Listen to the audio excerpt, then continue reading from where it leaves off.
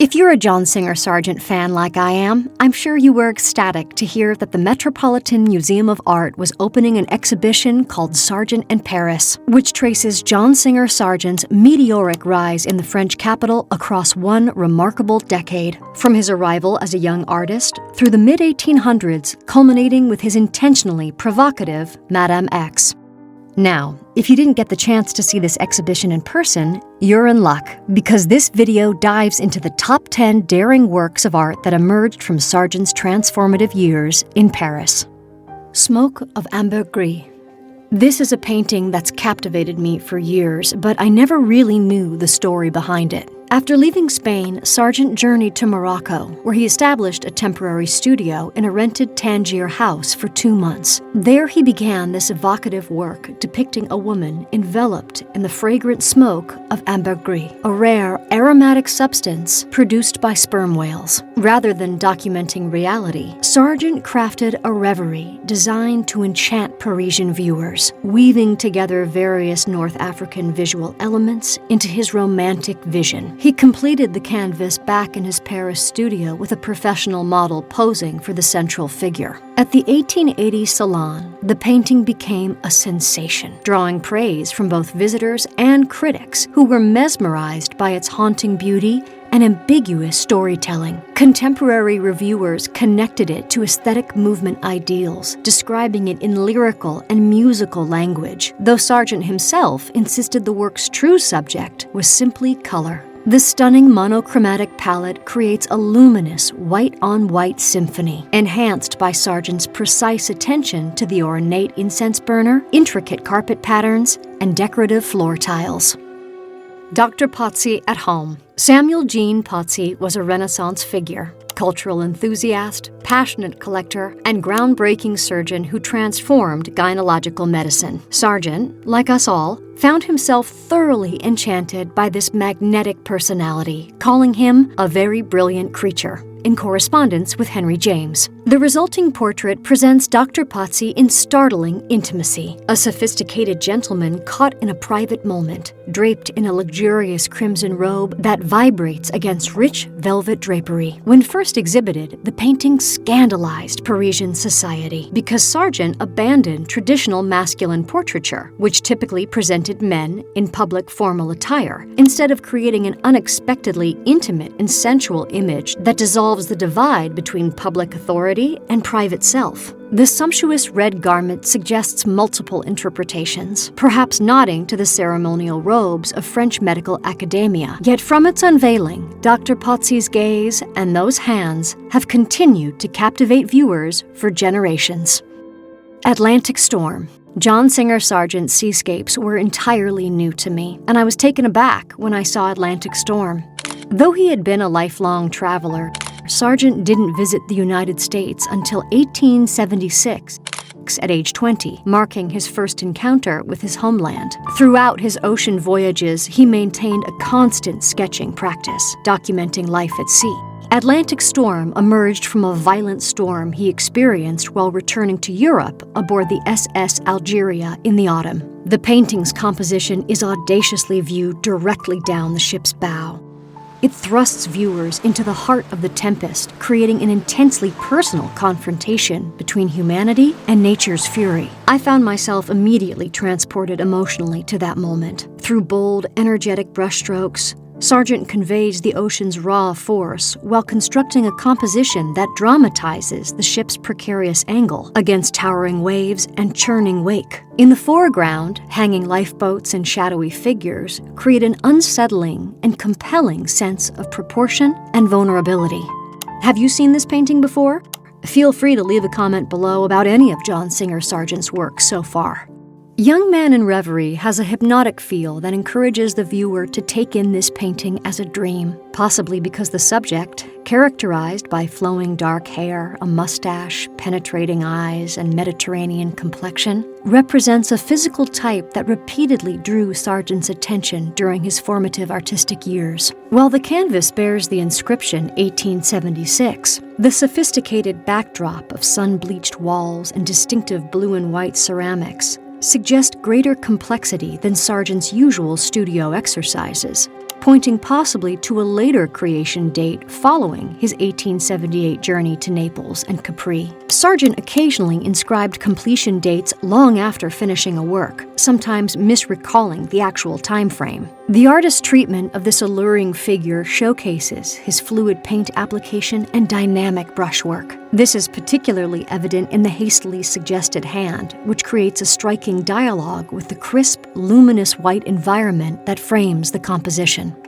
Fête familiale, or the birthday party, has always made me so happy. Sargent incredibly captures that exciting, focused moment right as a scrumptious birthday cake is being cut. I know I have experienced that moment of polite attention waiting for a slice. The scene is lit by the magic glow of birthday candles, in which all dreams are but a wish away. The family in this scene are Sargent's married friends, artist Paul Albert Bernard and sculptor Charlotte Dubray, as they celebrated their young son's birthday. The painting has traditionally been dated to 1887 based on the number of candles on the cake, apparently 6. However, the looseness of Sargent's brushstrokes makes the candle count an unreliable marker. Albert Bernard recalled Sargent painting the work in 1885. Robert, his son, would have been turning 4. Critics have called the composition unbalanced, but Charlotte would have been pregnant then, which could account for Sargent placing her maternal presence at the very center of this work. Sargent's first encounter with Spanish flamenco dancer Carmen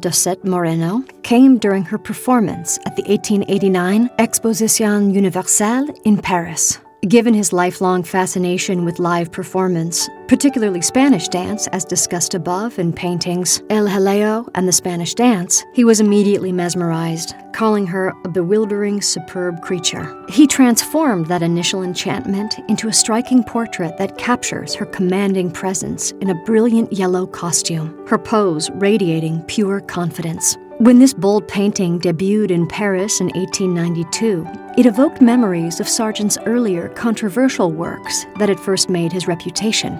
But that very same year, the French state purchased La Carmencita for the Musée du Luxembourg, the nation's premier contemporary art museum. This acquisition was more than just a sale. It was official recognition that Sargent, at just 36, had earned his place among the era's great masters and finally achieved complete acceptance in the Parisian art world. Portrait of Madame Alluard-Jouan.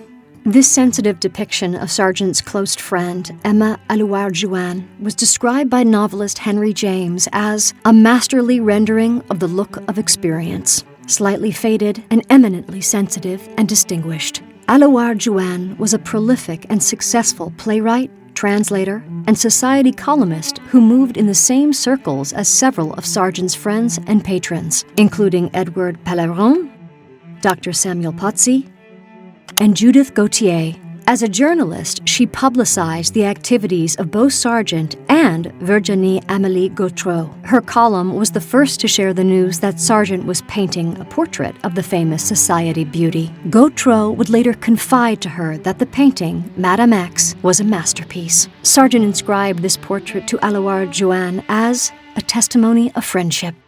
This plein air sketch is quite possibly one of the most progressive of Sargent's works. Its spontaneity, reflecting Sargent's experimentation with Impressionist practice, captures Judith Goutier, a notable figure in the Parisian literary and artistic society. Gautier had built a remarkable reputation as a scholar and translator of Chinese poetry, while also writing perceptive criticism about contemporary art.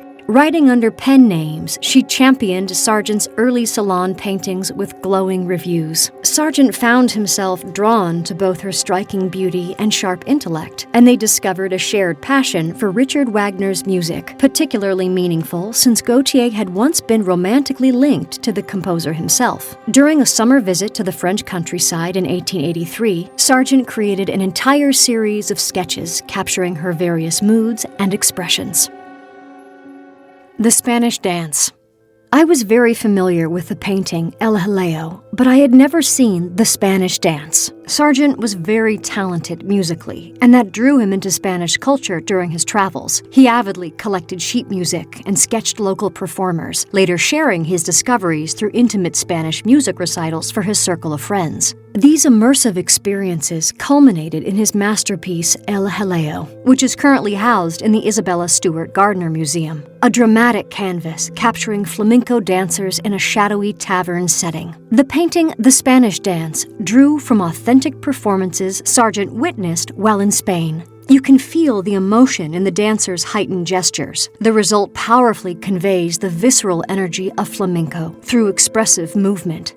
France's most celebrated modern sculptor struck up a friendship with Sargent in the early 1880s when they found themselves exhibiting together at shows featuring the latest contemporary art. What started as professional acquaintance blossomed into a genuine, enduring friendship rooted in deep mutual respect. After Sargent settled in London, he became something of a champion for Rodin's work across the English art scene. Rodin returned the admiration, famously dubbing Sargent the Van Dyck of our times. High praise indeed, comparing him to the legendary Flemish portraitist, Sir Anthony van Dyck. True to form, Sargent gave this painting directly to Rodin as a token of their friendship. In a perfect artist-to-artist exchange, Rodin reciprocated with a bronze torso of St. John the Baptist from his own studio.